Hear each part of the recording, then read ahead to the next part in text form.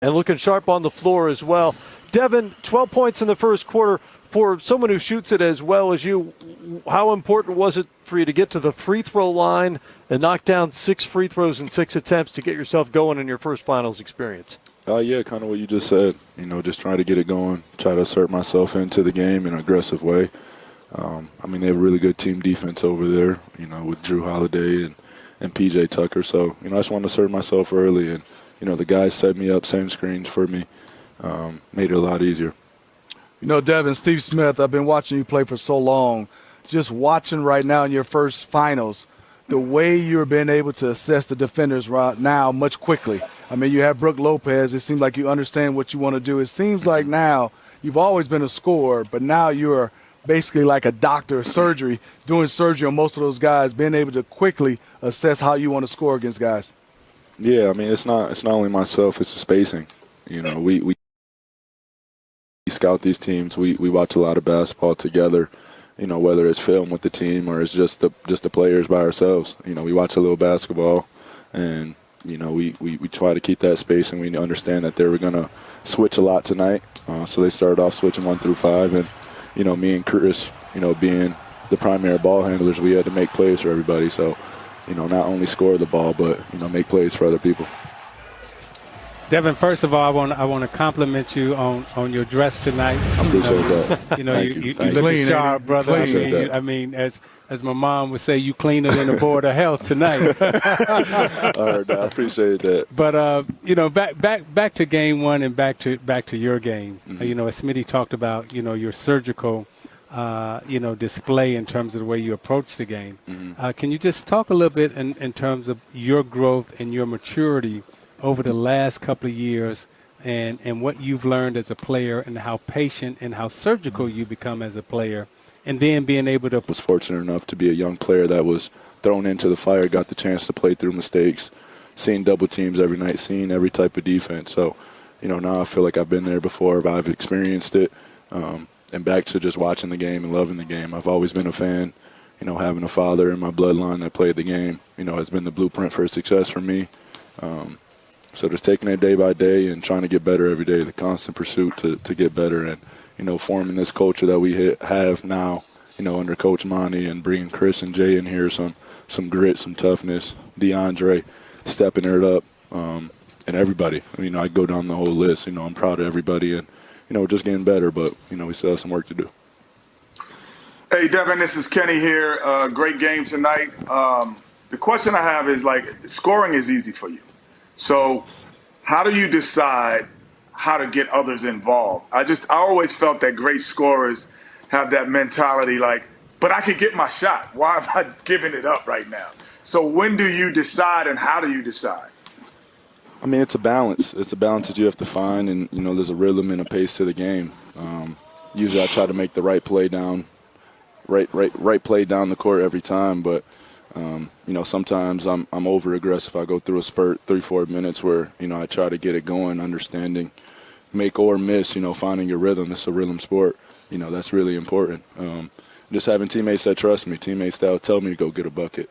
Chris Paul yelling in my ear, get to your spot. Nobody can guard you. So, just having that, getting confidence from my teammates, getting confidence from Coach Monty, to go out there and just be able to play your game without thinking about too much of the other stuff.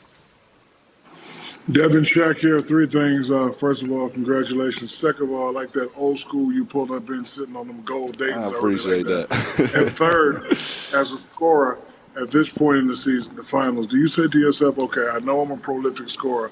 I need to average this to ensure that we win an NBA title? No, sir. No, sir. Not with this team. Any given night can be anybody. We space the floor. We have a dominant big in DeAndre. We have shooters in Jay Crowder, Mikal, and it's just a starting lineup. So, I see a lot of junk defenses, and those guys will make you pay. And teams understand that, so that opens up a lot of opportunities for myself. And on the other end, I'm trying to open up opportunities for them.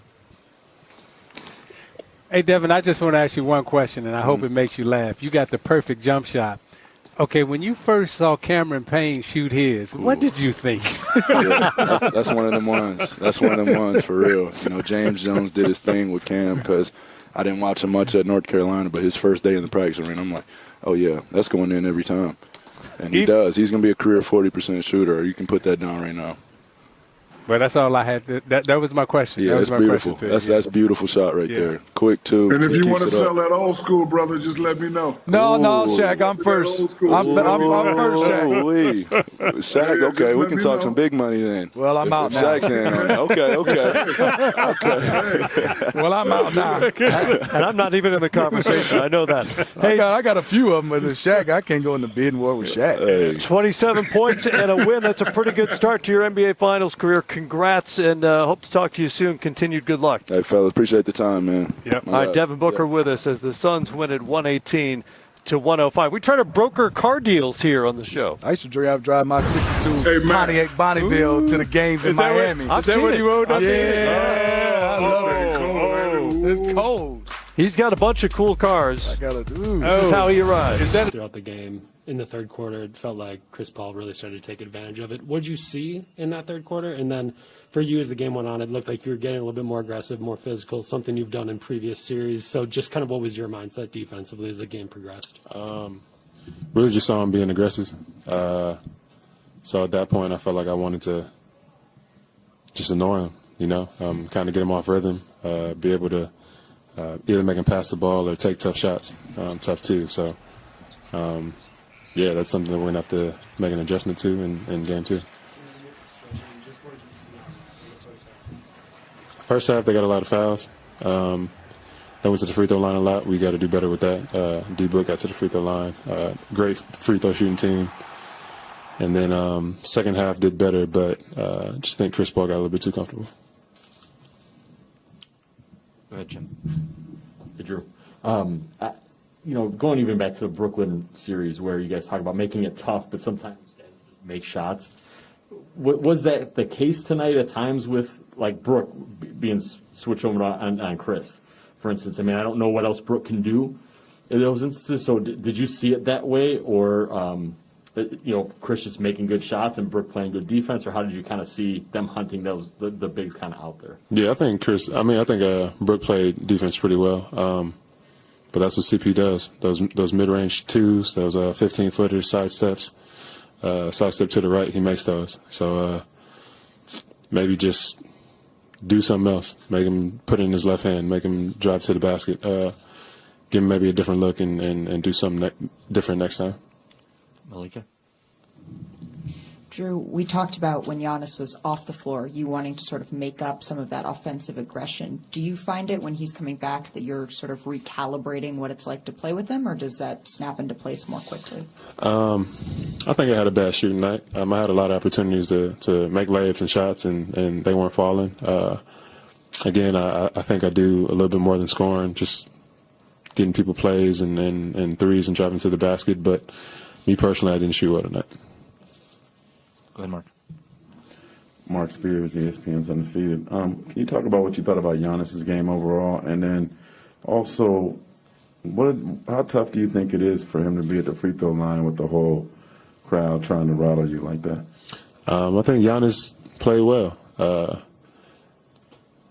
I feel like when you sit out 3 or 4 games, it's maybe a little tough to come to the first game. To the stage. What was your first finals experience like? What did you think? Did it feel different, I guess, to other games you played in your career?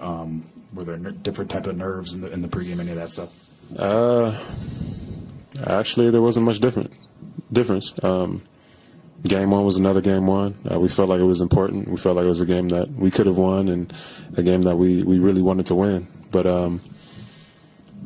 yeah, honestly, it wasn't that different. I felt like every series you kind of have those jitters of that first game. So for me, it was about the same. You guys have responded really well to this situation. What is it about that locker room that has kind of equipped this team to learn from mistakes, to learn from adversity kind of on the fly? I think it's IQ. I think it's character. I think it's going through things in the postseason or during the season for us to kind of get to this point and make adjustments. I also think it's playing against different teams in the playoffs. Miami was different from Brooklyn, and Brooklyn was different from Atlanta. So we have a lot of references to go back to. Okay, 2 more questions, Jeff. Drew, the other night after the Atlanta game, you said that you would expect Giannis to be back on the court at some point. Did you anticipate it would be game one, and how do you find out? When do you learn that he's going to play? I forget the first question, but how did I find out?